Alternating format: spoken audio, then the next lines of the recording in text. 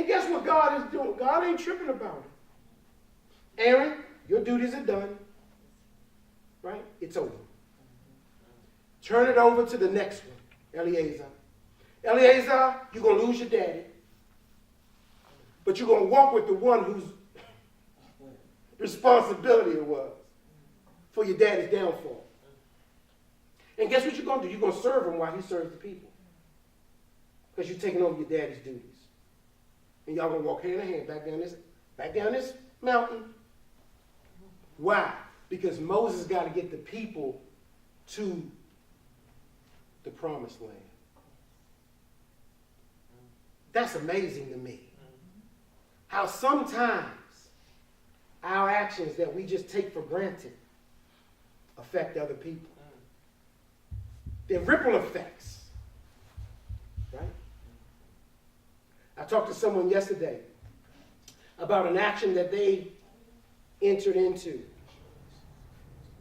How it affected this person's wife. And then it affected this person's family. Then it affected this person's work environment. Then it affected this person's outreach. The ripples just kept growing. And the truth is, there was one single central point. Who was that? It was him. How do you manage to walk in the guilt of affecting so many people's lives because you had a bad day? Because you had a bad spell. And because you had a bad spell, you lived in the moment. You lived in your own emotions, as opposed to being able to see the long-term effects of your actions. God has given all of us the opportunity to see ourselves, not just in today, but to see how our action may reverberate throughout time. My prayer for us is that we begin to take stock in the fact that sometimes the bad day, we need to exercise maturity in that bad day. And we need to operate in accordance to that which is real, that which is true, that which is sound. And not just go off on the emotions, right? I'm only human. I'm just a man, right? How many of us have ever, well, I ain't God, I'm human. I make mistakes. I thank God we serve a forgiving God.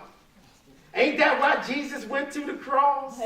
Right? We got a whole lot of statements we make about why sometimes we fall down, but we get up.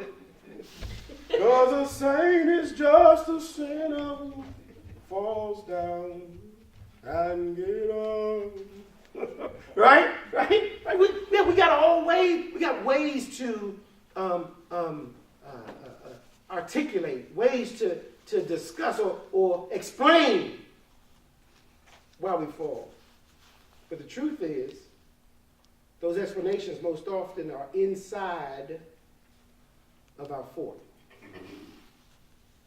I've been talking to the congregation a lot about being in your own fort. And sometimes being in your own fort just means that you make it up. You conjure up the life you want. You conjure up the people you want to be in your life. You conjure up the activities you want in your life, right? And then you conjure up the greatest travesty, which is you conjure up your own God in your fort. Because the God that's in your fort accepts everything you do. When truthfully, that's not the God of the Bible. What's my prayer? My prayer is that as we grow and mature, that we can look at ourselves a little more. We can listen to ourselves a little better, right? Y'all know sometimes some of us have difficulty hearing ourselves, right? You can't hear when your voice starts to get elevated. You can't hear when emotions start to come out. Can't even hear yourself cussing. Right? Why you cussing at me? I ain't cussing at you. Yes, you did. You can't hear when you say cuss word. I didn't You know, there's some people who just really don't hear themselves. Right? Let's learn to hear ourselves a little better. Let's learn to evaluate or reevaluate our actions and our motive as to performing the job that God has called us to perform. Let's think through why we do what we do. And my prayer is, as we begin to think through why we do what we do, we recognize immaturity, that even when we fall, that doesn't mean that our job is over. Because the truth is, Moses still had 2 more years to work. He had 2 more years to work, knowing that his consequence was that he would not enter the promised land. God did give him the grace to see it. Never understood that. Did you think that was a point of grace, or you think that was like a punishment, Miss Grace? I just never understood. I've always been perplexed about that, because he told him he wasn't going to go over. Mm-hmm. Moses knew he was not going to enter in with the children of Israel. But why take him up there and let him see it? That to me. What is it, Miss Grace? Go ahead. Now say what you feel. Go ahead. Cruel. It seems cruel. It seemed cruel for God who's love, who wants the best for us always.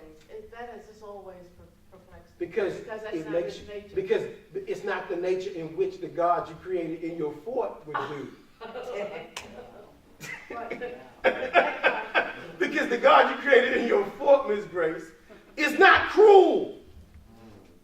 Well, as opposed to looking at it cruelty, why not look at it as grace? Explain that to me, because I don't see it. Because you can't go over into the thing you've worked for all your life to achieve.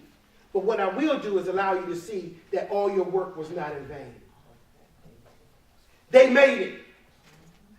Look at it. The place is there. I see grace in God allowing Eleazar to walk up Mount Or with his daddy. Yeah, I can see the grace in that. Because although he was walking to his father's death, he had time to spend with his daddy for the last time. Right? My 2 brothers are here. And we had a chance to spend time with our father before he passed. Amen. And that time, to me, is valuable, is cherished. Amen. Because I believe God gave us grace, even in his Parkinson's, even in his inability to move and be active. God gave us grace to be with him. Right? So as opposed to looking at God from the perspective of that's cruel, God. Right? Well, maybe it's a place where God's saying to Moses, no, you're not going over. See what you're going to do. See?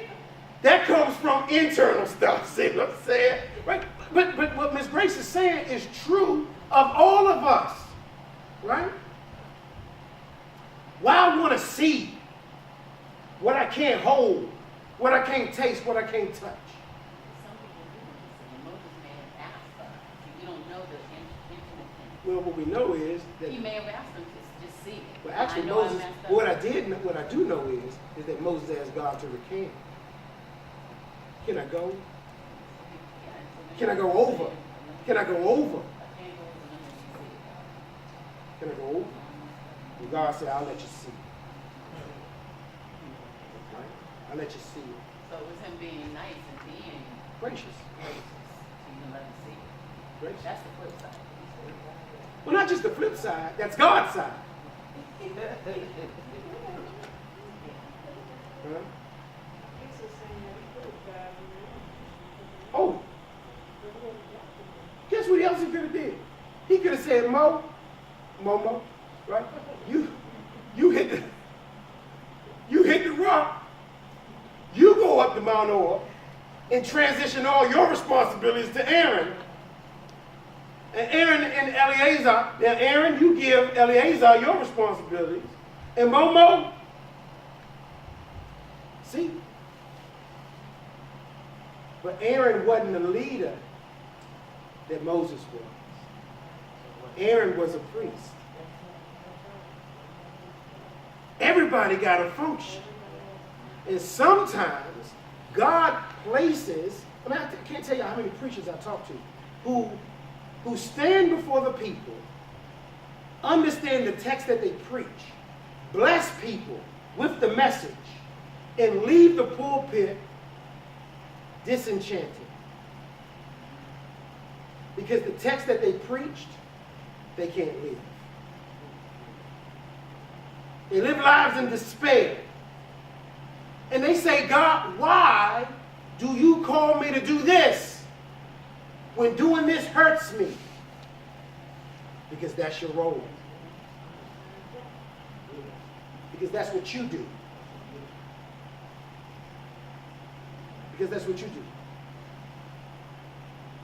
Right? Everybody's role is different.